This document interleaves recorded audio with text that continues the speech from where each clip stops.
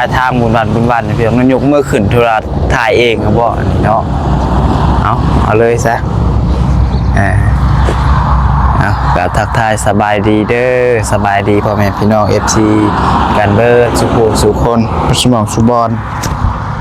เพราะว่าสู่ฝั่งลาวฝั่งไทยและก็อยู่ทางต่างประเทศเนาะก็ยินดีต้อนรับเข้าสู่ช่องสายกกสายบุญอีกแล้วพี่น้องเอ้ยก็พบพ่อกันกับน้องพัดใจเอาอย่างนอกก็ยังอยู่เฮือนชานของน้องสายฟ้าพี่น้องเอ้ยพอดีว่าก็มีเรื่องอยากมาเว้ามาคุยนำเนี่ยพี่น้องน้อยนึงมื้อนี้เนาะก็เป็นเรื่องที่ว่ามื้อวานนี้แหละเนาะเรื่องที่ว่าน้องสายฟ้าเนาะที่แรกเพิ่นว่าน้องสายฟ้าเพิ่นว่าแม่เพิ่นน่ะเป็นคนโทรมาบอกว่าถ้าบาดเทือนแล้วแหละอยากให้น้องสายฟ้าหาไปเรียนอยู่กับพ่อสร้างกับแม่สุกก่อนเพิ่นว่าเนาะเพราะว่าน้องสายฟ้านี่ติดพ่อสร้างกับแม่สุกแห้งเพิ่นว่าและวันนี้น้องพัดไส้ก็เข้าใจว่าคิดว่าทางแม่น้องสายฟ้านี่สิให้น้องสายฟ้านี่เป็นลูกบุญธรรมพอสร้างก็ไม่สุกเนาะเนาะแต่วันนี้น้องพัดไส้แหละพอดีได้คุยกับแม่น้องสายฟ้าหลายวันเนาะที่ว่าเพิ่นโทรมานะพี่น้องน้องพัดไส้ก็ถามว่าแม่นแท้บ่ว่าเจ้าสิให้น้องสายฟ้าไปอยู่กับพอสร้างก็ไม่สุกบาดเทือนแล้วซ้ำซาเฮือนแล้วเนาะวันนี้แล้วเลยว่าอันนี้พี่น้องเนาะแล้วเลยว่าเราบ่ได้แม่นเราบ่ได้เป็นคนสิให้น้องสายฟ้าไปอยู่กับพอสร้างไม่สุกพี่น้องเนาะแต่ว่าเป็นน้องสายฟ้าเองที่ว่าเพิ่นอยากไปพี่น้องเนาะน้องสายฟ้าเพิ่นอยากไปเองแล้ววันนี้เพิ่นไปว่าไปว่าแม่ให้ไปอยู่กับพอสร้างก็ไม่สุกเพิ่นแล้วว่าแต่ว่าน้องบัดไทยไปถามแม่เพิ่นแล้วว่าน้องสายฟ้านี่อยากไปเองพี่น้องเนาะแม่เพิ่นบ่ได้บอกให้ไปว่าซั่นเนาะอันนี้แล้วน้องบัดไทยก็ถามน้องสายฟ้าอีหลีเพิ่นก็ว่าเพิ่นอยากไปเองพี่น้องเนาะแล้วเพิ่นได้ไปว่าแม่อยากพาไปพี่น้องเนาะ โอ้ไล่จับไก่อยู่พี่น้องเอ้ยเอาพี่น้องเนาะแล้วบัดนี้ก็อยากให้ FC มันเข้าใจนำกันนะพี่น้องบางคนมันก็บ่เข้าใจพี่น้องเนาะเป็นยังบัดนี้จับไก่ว้าวจับไก่ต้มทำเลยเด้อไปเป็นไรไก่อยู่เจ้าพุ่นแหละเขาบอกเขาละเฮ้ยไล่ห่อไล่แล้วได้ต้มเลยเดี๋ยวว่าฮอดไซเลยกินนี่พี่น้องเนาะลื้อไว้เด็บบัดนี้นั่นแหละพี่น้องเนาะก็เบิ่งตัวจริงว่าซั่นซะพี่น้องเนาะถ้าถามว่าน้องบัดไซนี่อยากให้น้องสายฟ้าไปบ่พี่น้องเนาะเพื่อนซานแล้วนี่ในใจก็บ่อยากให้ไปแหละพี่น้องเนาะแต่ก็เด็กน้อยพี่น้องเนาะก็คือทุกคนฮู้แหละพี่น้องเด็กน้อยเนาะน้องสายฟ้าเพิ่นก็ตามภาษาพี่น้องเนาะเขาเรียกว่าติดผู้ใหญ่ผู้รักผู้ใหญ่ติดผู้ใดก็สิติดนั่นแหละพี่น้องเนาะง่ายสายฟ้าก็ติดพอสร้างก็ไม่สุกแห้งพี่น้องเนาะเพิ่นก็หักแพงว่าซั่นๆเนาะเพิ่นก็ไปอยู่นำไม่สุกมื้อคืนนึงมื้อที่ว่ามื้อดองนั่นแหละแต่ก็ว่าคันเทื่อแล้วนี่เพิ่นคะแนนว่าอ้ายก็ไปบวชน้องก็สิให้เพิ่นอยู่ผู้เดียวนี่เพิ่นบ่กล้าอยู่เพิ่นว่าพี่น้องเนาะแต่ว่าตะกี้เด้เนาะคือใส่ตะกี้คะแนนว่ามองอีกมุมนึงก็ตอนเพื่อนยังบ่ทันแล้วตอนบ่มีเฮือนอยู่กระตูบน้อยๆก็ยังคือว่ายังอยู่ได้นะพี่น้องเนาะเพื่อนซานแล้วมีประตูแน่นหน้าแหละเป็นยังน้องสายฟ้าคือบ่อยากอยู่คือสิ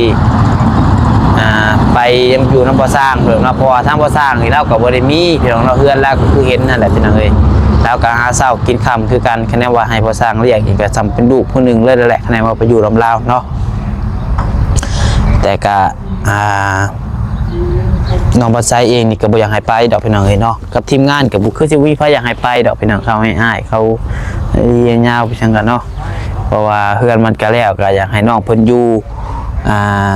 นำนี่แหละอยู่เบิ่งเฮือนเบิ่งซ่านเบิ่งแยงซ่านเฮือนซ่านนี่แหละโสดบุญทวีก็ไปบวชพี่น้องเนาะเบิ่งหมูเบิ่งหมาเบิ่งเป็ดเบิ่งไก่นี่แหละพี่น้องเอ้ยนำในเฮือนซ่านพระสิปัดพระสิทูขนมน้องๆเพิ่นไปอยู่นำบ่สร้างอีกก็เนาะก็สิเป็นเฮือนห้างแหละพี่น้องเอ้ยขนมสร้างแล้วเนาะ แต่ก็ถ้าเบิ่งตัวจริงพี่น้องนอนบ่มีหยังแน่นอนบางเทื่อเฮือนแล้วเฮือนซานแล้วน้องเพิ่นเปลี่ยนใจบ่อยากไปก็มีพี่น้องเนาะแต่น้องบ่ใช้ก็สิลอง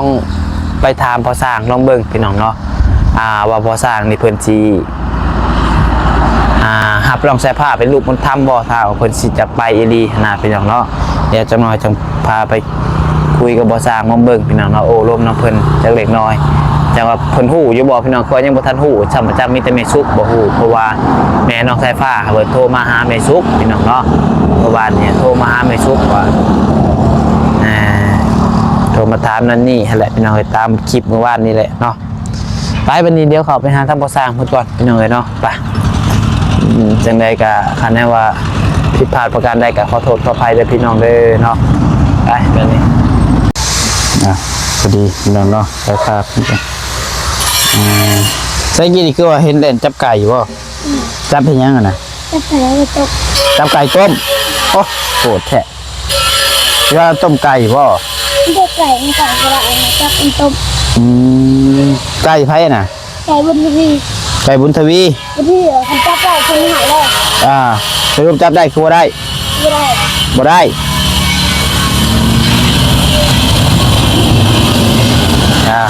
เนาะ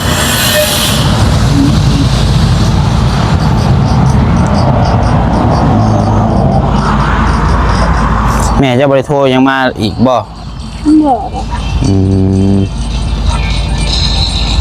ปิดก้อนเกมมาเขาถ่ายคลิปนี่จะทำเบิ้งจับดูลิงเอาเสียงลงปิดด้วยก่อน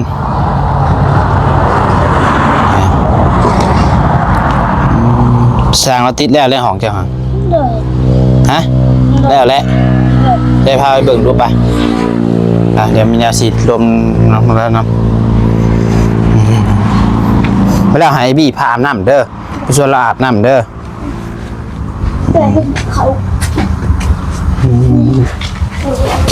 คนกุ้งพี่น้องเนาะ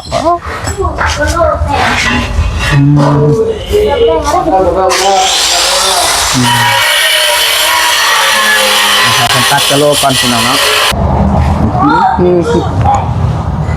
กระโหลกมันก็เป็นสีเหลืองคนกุ้มพี่น้องเนาะFC มีคอมเมนต์อยู่เพิ่นว่าเพื่อนเพิ่นทาสีแล้วเพิ่นว่าคือไว้พอสร้างไปตัดกะโลทั้งนอกพี่น้องเนาะกับบ่ฮู้น้ำเพิ่นพี่น้องเอ้ย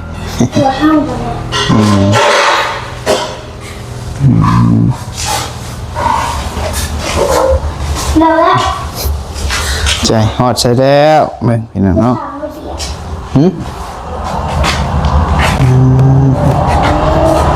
บัดปูนนี่พักเที่ยงบ่นี่ตัวต่อเลยยังต่อแล้วเข้าแล้วนี่พี่น้องเนาะแย่เลยเงินน้อยเดียวนี่เก็บตามขอบเนาะเจ้าจะพาเหยียบเลยทำได้มันยังบ่แล้วขักใดตัวนี้แม่เขาตัวนี้ขับกันตัวนี้ตัวนี้แม่มันเก็บได้แมวตัวนี้เนาะนี่แหละแมวเจ้าให้ยังเจ้าสร้างเสื้อสร้างกับโบแมนกองสร้าง50เลยเจ้า30 40เลยเจ้า800แล้วนี่เบิ่งนี่เฉพาะหน้ากับแขวนี่ก็ยังนั่นเลยได้ว่าพักแถวให้ทั่วไปสิบ้านครับพัดแล้วมือนี่จะสิปฏิเสธอะไรอีกการกินบ่มียาสีแขวเขาบ่มียาสีฟันบ่มีนะว่ามือบ้านนี่ว่า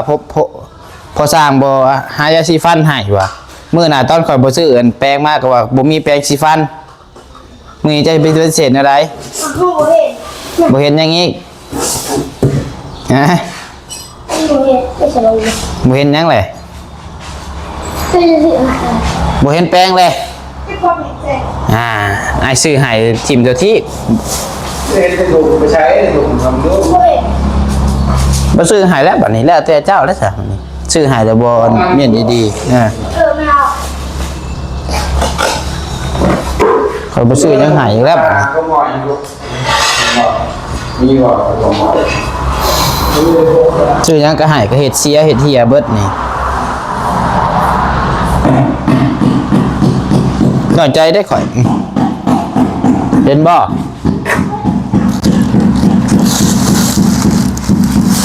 พี่แม่นบ่นี่ เนี่ยระหว่างสองอัน แม่นบ่นี่นี่หึสียังก็หิบชูรถยังบ่ได้แกะที่ว่าไปใส่รถสียังก็ มันจะเป็นสีแดง หาเอาเอง เห็นอ่ะ สิมาอ้อนข่อยมาหาเอาเองรถจะได้สียังก็เอาเข้ามาเอาเลยข่อยเห็นแต่สีนั่น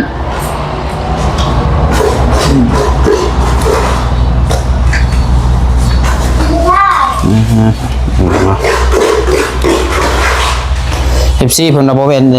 ติดสลับลายบ่เพิ่นว่า ถือ แต่ กัน ลายเป็นระเดียวเนาะ ฮะ ลายเป็นระเดียว จังทางหัวขึ้นทางหางขึ้นทางหัวบ่ครับ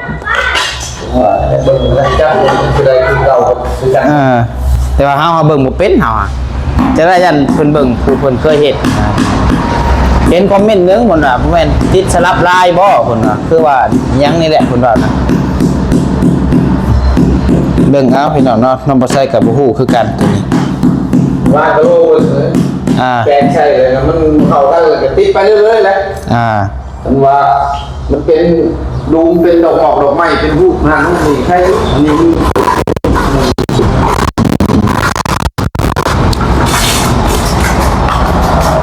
ต้องยายาแนวเด้นี่เนาะยาแนวก็มีแล้วบ่ยังบ่ได้ซื้อมาเนาะขาดยาแนวนั่นเองผู้สร้างฮู้แล้วบ่คือว่าเห็นอันสายฟ้าเพิ่นว่าจะไปอยู่กับเจ้าได้เพิ่นว่า โอ้ยังหูแล้ว ฮะ ยังหูแล้ว ยังบ่ฮู้จะบอก อะไรเนี่ย เฮาก็ได้ยินเพิ่นว่าวันนี้เพิ่นว่าเพิ่นว่าที่แรกทำแม่เพิ่นอิหยังบ่ได้ เนี่ยเพื่อนตา ทีแรกเพิ่นว่าแม่เพิ่นโทรมาเมื่อวานนี้หา โอ้ อันแม่เพิ่นอยากให้บ้านเฮือนแล้วเลยเพิ่นอยากให้สายฟ้าไปอยู่น้ำเจ้าเพิ่นว่า โหเรียนพอแล้วฮะ บ่บ้านเฮือนสายฟ้าแล้วนี่ โอ้ แม่นแล้วบัดนี้เฮาเลยโทรถามแม่เพิ่นได้ว่าเพิ่นบ่ได้เป็นคนเว้าได้ว่าอยากให้อันสายฟ้าไปยืนอยู่น้ำเจ้าสายฟ้าเป็นคนเว้าเองว่าอยากไปอยู่น้ำเจ้าเพิ่นว่าแล้วเพิ่นถามแม่หั่นนะ ก็ แล้วสายฟ้าเลยไปตู้ใส่แม่ว่าแม่ให้อันไปอยู่น้ำเจ้า โอ้ยัดใจค่ายใจแง่งบ่จัง แม่น พอ เพิ่น ใช่ ค ป่ะ ง อยู่เมื่อนั้นพอทางนี่บ่อ๋อ แต่บัดนี้ FC เพิ่นเลยก็บ่เข้าใจเพิ่นเลยคิดว่าแม่น้องสายฟ้า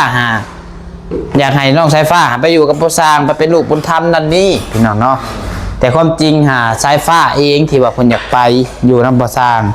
แต่เพิ่นไปโทษใส่แม่ โอ้กันว่าไปอยู่เลยกับเบิ่งก่อนแล้วไปสิอยู่เหือน เบิ่งไปดีใจแล้วครับ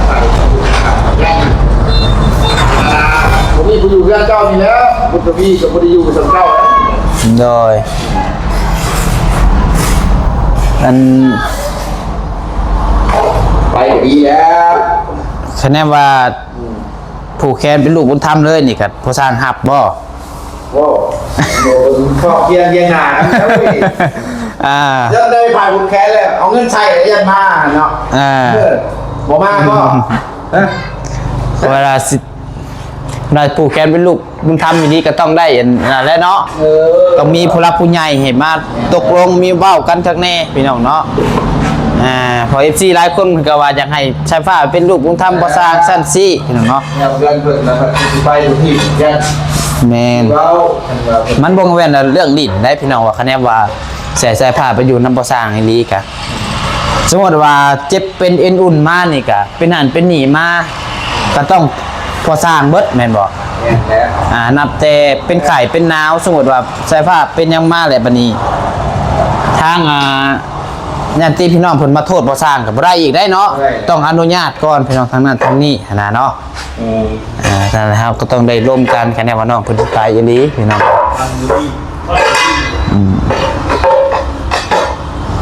แล้วจะมาทะบ่ทางฮู้อยู่บ่จังหวะ แบบนี้ ฮะ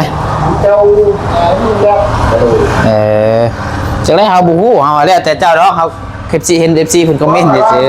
เจ้าเอาแม่เดียวมันก็ว่าหลาย ๆ แฟนกันตอนแรกก็นั่นเป็นที่ว่าเพราะว่าคือ แม่นแต่ว่าคะแนนว่าน้องเพิ่นอยากเมื่อลิ้นเมื่อหยังก็เมื่อได้พี่น้องเนาะคันให้เมื่อเลยนี่คือสิเป็นไปบ่ได้ดอกพี่น้องเอ้ยเมื่อลิ้นเมื่อนอนนำจักคืน2คืนนี่ได้อยู่เนาะแล้วก็มาส่งอุ้ยภาษาเด็กน้อยแหละพี่น้องเอ้ยยันไปบ่เกิน3มื้อก็อยากมาตัวชุดๆได้ห่างว่า3มื้อ4มื้อนี่เนาะ โอ้มันอยู่เลยเนี่ยให้มีแล้ว สาธุแล้วบอกให้อยากได้ลูกติ ให้ได้แล้วอะไรต่างหากกินนี่ญาติบ่มีคนเบิ่งบัตรเฒ่าบ่ เยอะยากอยู่ไหนเดี๋ยวนี้ก็มันเริ่มเท่าเลยอ่ะจะให้ฝึกมาได้ โอ้เพราะว่าบุญทวีเพิ่นก็คือฮู้ได้สมมุติว่าเฮือนแล้วนี่ก็จักสิเป็นอะไรแล้วพี่น้องเนาะคะแนนว่าบุญทวีไปบวชก็สายฟ้าก็สิอยู่ผู้เดียวเนาะ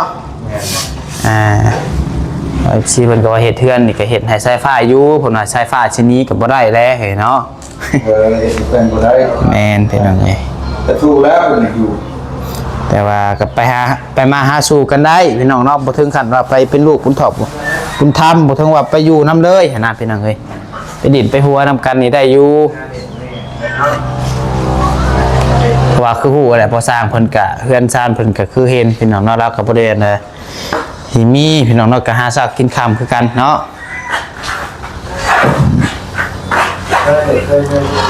สายผ้าไปกับบจักขนมข้าวต้มนมเนยทุกอย่างนั่นแหละพี่น้องเลย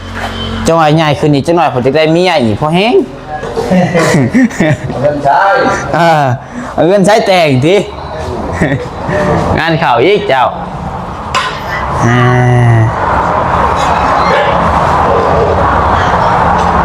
พอดีบอกประตูบ่คัดบ่ บอกแล้วอะไรใส่ผมแม่ แต่คันสิได้แปลงเขาเบิ่งคือสิตัวนี้นี่เนาะ บ่ได้แปลงบ่นี่จะจับขาไปตัวนี้เพราะว่าไล่มันก็ใส่หน่อยมันเตื่อยลงเด้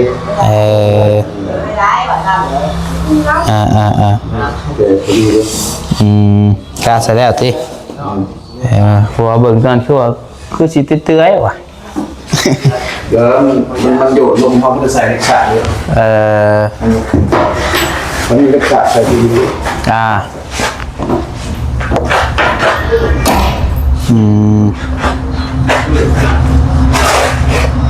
ถือว่าขึ้นพานี่กับแก๊สนึงผ่านแผ่นนึงพี่น้องเนาะแผ่นนึงอยู่จักเส้นนี่บ่ทางประมาณ2เส้นครึ่งตัวละเป็นอะไร2เส้น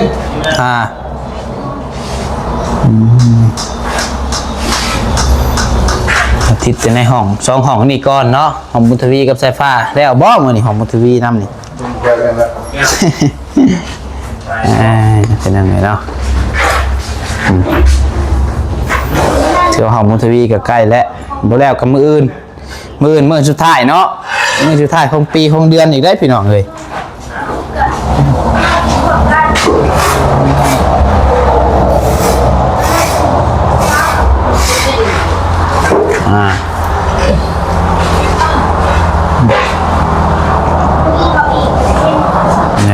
นี่ครับตัวบายดีได้บ่ไรเด้อโดยมาทางใดมาจากเพื่อนเขาละมาก็มาจากเพื่อนติมาสิปั่นนุ่งปั่นนั่นเนี่ยโอ้โห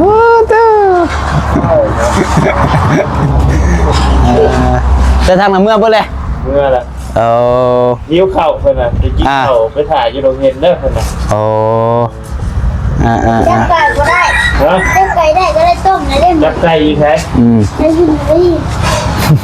ไก่จะว่าต้มโอ้เป็นสิ่งนี้จับไก่ไล่แล้วนะดิไปไล่ไปเริ่มพี่น้องเนาะให้เพิ่นรวมกันก่อนเดี๋ยวมาวันนี้ก่อนพี่น้องเนาะ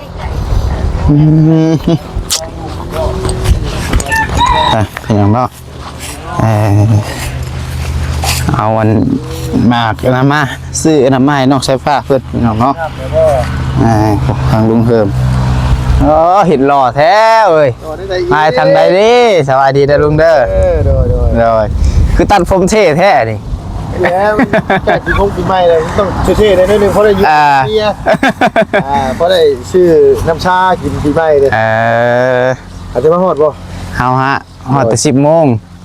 จะมาใช่จังน่ะ มันจะ10 โปนกำลังสิลงหมู่บ้านนี่ โอ้กลับบ่บัดนี้ ครับแล้ว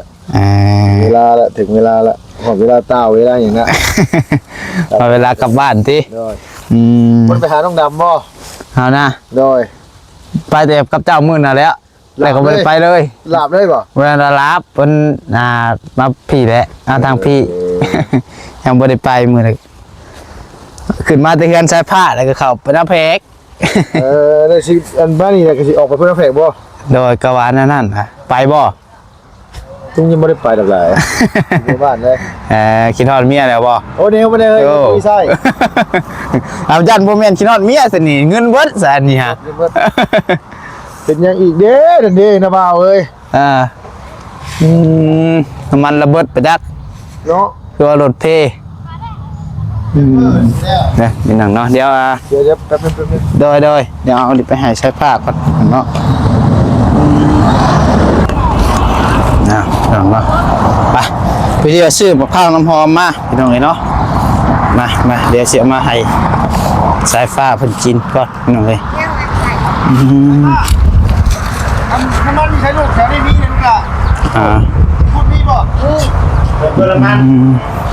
ใส่ผ้าใส่ผ้าดิ ไม่ขี่มาพาไปแล้วคน ใส่ผ้าไปใส่เลย จังว่าใส่ผ้าเอ้ย กินบ่อนี่ไม่ใช่ละ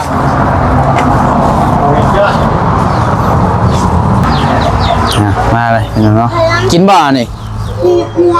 มาอย่างงี้กันนี่ มะพร้าว แม่นว่ามะพร้าว นั่นกินบ่ กิน แล้วสากมาไปแล้วสากมาเสร็จให้กินนี่มา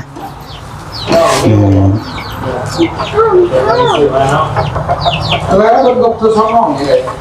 คือช่องห้องก็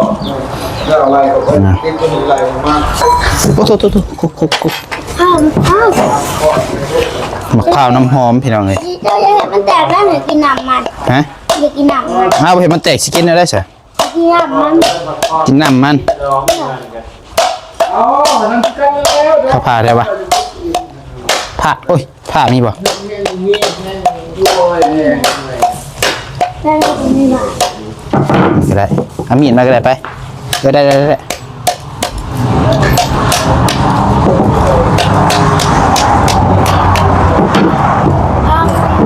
ต้องแช่เย็นปกตินี่แต่ว่าบ่มีตู้เย็นพี่น้องเลยนี่วิธีกินง่ายๆ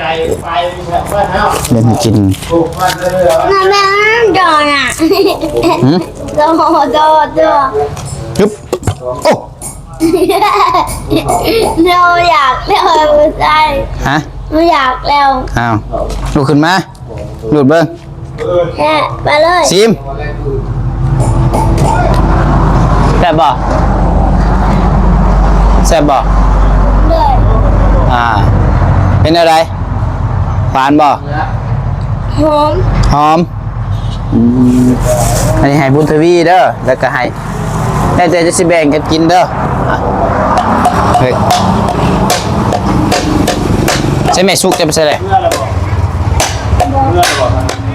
โอ้ไปหมดเลย ข้าวไอ้น้ำหอมอะไรใช่ไหม มาแต่ห้านเพื่อ มาแต่ห้าน กินบ่ ฮะ นี่อยู่ผมจงไว้ให้เจ้าผมให้รถผม ผ่านได้สัก อันนี้ให้น้องๆเพื่อนตัวนี้ อึ๊บ แช่ เชื่อว่าขายเองก็นี่นะ ของเอื้อยซื้อมาขายอยู่ในห้านนั่นแหละไปอุดหนุนซอยเพื่อน ไปน้ำไอ้พี่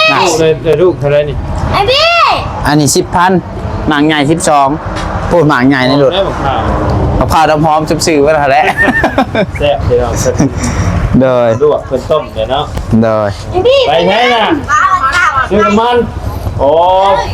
ซื้อน้ำมันให้คนนั้นก็เอามาจะใช้อ่ะนะ ไปกันได้ค่ะ ไป กินมะพร้าวดีกว่า มาสนเนาะขอกินดีกว่าแล้ว มาเบิร์ดอยู่มองนี่พี่น้องเลย เจอ เบิร์ดอยู่มองนี่ป่ะนี่อยู่แล้วเพิ่น เจอสายบุญเนาะไปผ้าให้แม่ชุกจะไปตัวนี้ไปเอาบ่ชน เอาไปให้ไปสุกเจ้าก้อนนี้เอามาสิพายกินมาเบิดแล้วน้ำมันฮะ เบิดแล้ว เอาให้พ่อช่างได้ เติมพลัง เดี๋ยวผมตั้งก่อนเติมน้ำพอแล้วอันนี้ได้ว่าอันนี้พอจ้ะเดี๋ยวให้ลูกชายมาจากไม่อยู่นะ ได้เล่นด้วยมันก็ไม่ได้เด็กคนแต่พอ เอาได้ใส่ผ้านี่ เข้าง่วง เอาพี่น้องเนาะ ข้าวข้างนอกคนกินพี่น้องเอ้ย มาซื้อบ้าน เอาโอเคเด้อสับพี่น้องเด้อคลิปนี้ก็ว่าคือสิประมาณนี้แหละนะพี่น้องก็ถามพอสร้างเพิ่นคร่าวๆนะพี่น้องก็เรื่องน้องสายฟ้านี่แหละพี่น้องเนาะเพิ่นอยากมาอยู่นำพอสร้างเพิ่นก็ว่าเมื่อลิ้นเมื่อหยังนี่ก็ได้อยู่คันว่าเมื่อเป็นลูกบุญถอกบุญธรรมแท้ๆนี่ก็ห้อยนะพี่น้องมันก็ต้องมีผู้หลักผู้ใหญ่เว้ากันถึงนี่หั่นแหละพี่น้องคือนั่นแหละพี่น้องเอ้ยเอาโอเคเด้อพี่น้องเด้อสำหรับคลิปนี้ขอลำลาไปก่อนเนาะอยู่ดีมีแฮงบ่สุขทุกคนผิดพลาดประการใดก็ขอโทษขออภัยในเวลาขอบคุณทุกคนที่เข้ามารับชมเนาะขอกล่าวคำว่าสบายดี